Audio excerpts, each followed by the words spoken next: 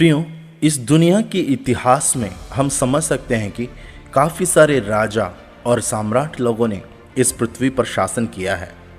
Bible में Daniel की किताब 2 अध्याय में राजा नबूकदनेस्सर का एक स्वप्न पूरी दुनिया के इतिहास की कहानी यानी बेबीलोन साम्राज्य जो ईसा पूर्व 612 से लेकर शुरू हुआ था, वहाँ से लेकर इस दुनिया के अंत तक की बातें दानियल की किताब के उस सपना के द्वारा बताया गया है। इस कारण आप नबूकदनेस्सर राजा की सपना के अर्थ को समझोगे तो बड़ी आसानी से ही भविष्य की बातों को जान पाएंगे। राजा के सपन यह था कि उसने एक लंबी चौड़ी मूर्ति को देखा। उसकी चमक अनुपम थी और उसका रूप भयंकर था। उस मूर्ति का सिर तो चौके सोने का था, उसकी छाती और भुजाएं चांदी की, उसका पेट और जांघें पीतल की, उसकी टांगें लोहे की और उसके पांव कुछ तो लोहे के और कुछ मिट्टी के थे।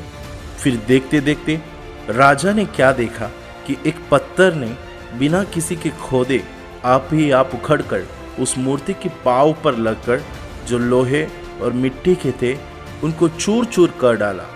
तब लोहा, मिट्टी, पीतल, चांदी और सोना भी सब चूर चूर हो गया और धूपकाल में खलिहानों के भूसे के समान हवा से ऐसे उड़ गए कि उनका कहीं पता न रहा। और वह पत्थर जो मूर्ति पर लगा था वो बड़ा पहाड़ बनकर सारी पृथ्वी पर फैल गया। प्रियो, राजा नबूकदनेस्सर का यही स्वप्न था। अब दानियल जो परमेश्वर का प्रिय भक्त था, राजा नबूकदनेस्सर को इस सपने का अर्थ समझा दिया। दानियल ने कहा, हे राजा, तू तो महाराजाधिराज है, क्योंकि स्वर्ग के परमेश्वर ने तुझको राज्य, सामर्थ, शक्ति और महिमा दी है। और जहाँ कहीं मनुष्य पाए जाते हैं वहाँ उसने उन सबों को और मैदान की जीव जंतु और आकाश के पक्षी भी तेरे वंश में कर दिए हैं और तुझको उन सब का अधिकारी ठहराया है। यह सोने का सिर तू ही है। यानी राजा ने जो स्वप्न देखा उसमें जो मूर्ति का सिर जो सोने का था वह राजा नबूकदनेस्सर के बेबीलोन साम्राज्य को दिखाया गया था, जो सोने की समान चमकदार और महंगी थी। मगर दानियल ने बताया, तेरे बाद एक राज्य और उदय होगा जो तुझसे छोटा होगा। प्रियो, उस छोटा राज्य के बारे में उस समय के लोग समझ नहीं पाए थे। वह था मेदो पर्शिया का राज्य जो ईसा पूर्व 539 से 331 तक संसार पर राज्य किया था। फिर दानियल ने कहा, फिर एक और तीसरा पीतल का सा राज्य होगा जिसमें सारी पृथ्वी आ जाएगी। प्रियो, ये वो राज्य था जो मेदो पर्शिया के बाद विश्व में शासन किए गए अलेक्जेंडर द ग्रेट यानी सिकंदर की ग्रीक साम्राज्य जो ईसा पूर्व 331 से शुरू किया गया था, जिन्होंने पूरे विश्व को कब्जा करने की कोशिश किया था। फिर दानियल ने कहा, मूर्ति का अगला हिस्सा जो तूने लोहे का सा देखा है वह उस चौथा राज्य है जो लोहे के तुल्य मजबूत होगा। प्रियो, यह वो राज्य है जो सिकंदर के ग्रीस के शासन के पश्चात संसार पर प्रबल हुआ रोमी देश, जिन लोगों ने दुनिया पर ईसा पूर्व 168वीं साल से लेकर एडी 476 तक शासन किया था। हम जान सकते हैं कि रोमी साम्राज्य 2 भाग में विभाजित किया गया था। जैसे नबूकदनेस्सर के सपना में उस मूर्ति का 2 टांग है, वैसे रोमी साम्राज्य के बाद वेस्टर्न और नॉर्थर्न रोमी साम्राज्य में बट गया था। प्रियो, उस मूर्ति की पाँवों के हिस्सा के बारे में दानियल कहते हैं, तूने जो मूर्ति के पाँव और उनकी उंगलियों को देखा जो कुछ कुम्हार की मिट्टी की और कुछ लोहे की थी, इससे वह चौथा राज्य बटा हुआ होगा। तो भी उसमें लोहे का सा कड़ापन रहेगा, जैसे कि तूने कुम्हार की मिट्टी के संग लोहा भी मिला हुआ देखा था। जैसे पाँवों की उंगलियां कुछ तो लोहे की और कुछ मिट्टी की थी। इसका अर्थ यह है कि वह राज्य कुछ तो दृढ़ और कुछ निर्बल होगा।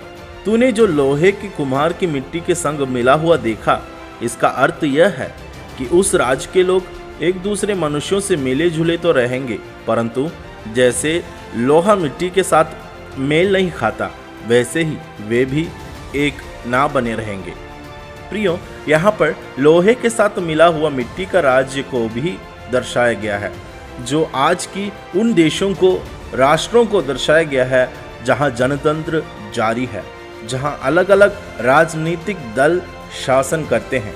इनके विषय में दानियल बताते हैं कि उस राज्य के लोग एक दूसरे मनुष्यों से मिले जुले तो रहेंगे, परंतु जैसे लोहा मिट्टी के साथ मेल नहीं खाता, वैसे ही वे भी एक ना बने रहेंगे।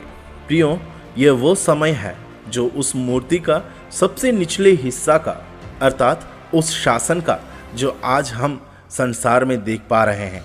और जब नबूकदनेस्सर राजा ने सपना में देखा कि उन राजाओं के दिनों में स्वर्ग का परमेश्वर एक ऐसा राज्य उदय करेगा जो अनंत काल तक ना टूटेगा, और न वह किसी दूसरी जाति के हाथों में किए जाएंगे, वरन वह उन सब राज्यों को चूर चूर करेगा और उनका अंत कर डालेगा, और वह सदा स्थिर रहेगा।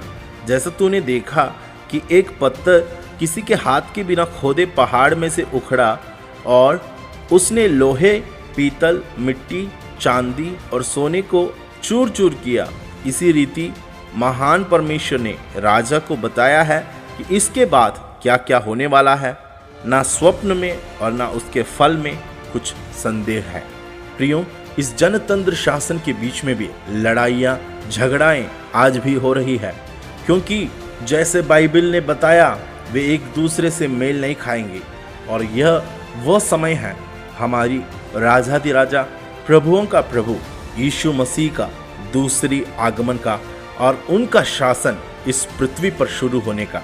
हम जानते हैं कि यीशु मसीह 1000 वर्ष तक इस पृथ्वी पर शासन करने आने वाला है।